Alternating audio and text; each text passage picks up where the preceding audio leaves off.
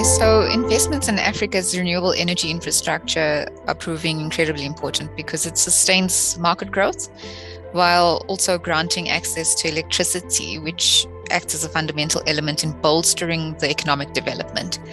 The construction of our plants acts as a positive message to people in South Africa and promotes in raising their awareness around combating climate change. So not only are we addressing the imminent threat of climate change, but we're also developing and empowering local communities to actively participate in the execution and operation of our projects. From a socioeconomic standpoint, by actively hiring local labor and contributing to the upliftment of impoverished communities through our sustainable initiatives, we're really driving the United Nations Sustainable Development Goals. It's a well-known fact that job creation in South Africa is a problem in Africa in general, and our plants, especially the wind plants, create many opportunities both during execution and during operations.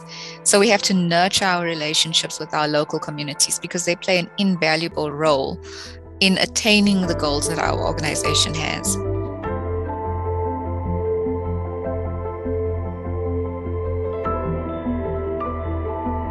Renewable energies alone cannot mitigate the effect of climate change, but it helps. Concerning the energy sector, we are lucky enough because efficient solutions like renewables are already available. And to implement it, we need to incentive investors through stable economic, political, and social framework in order to help achieving Africa's climate ambitions.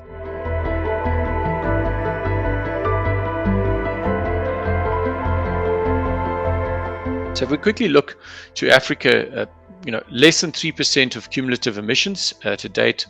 However, 17% of the global population, but only 4% of global power markets. So energy poverty remains a huge problem. Over 600 million people are estimated to be without access to sustainable energy across Africa. And then within this context, this energy transition is a significant challenge.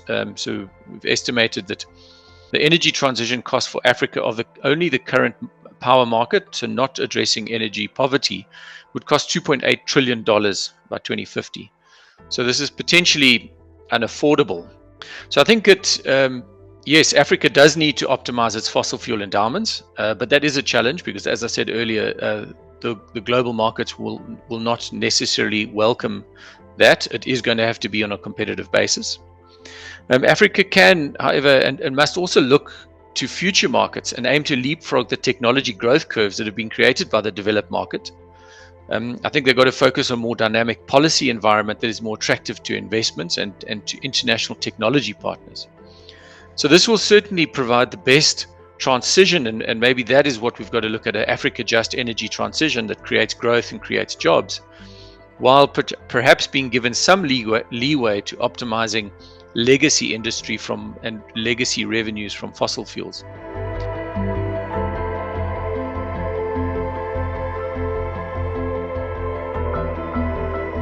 The hole is there. The water is flooding the boat. And we all have to bail out the water, whatever the size of our bucket is.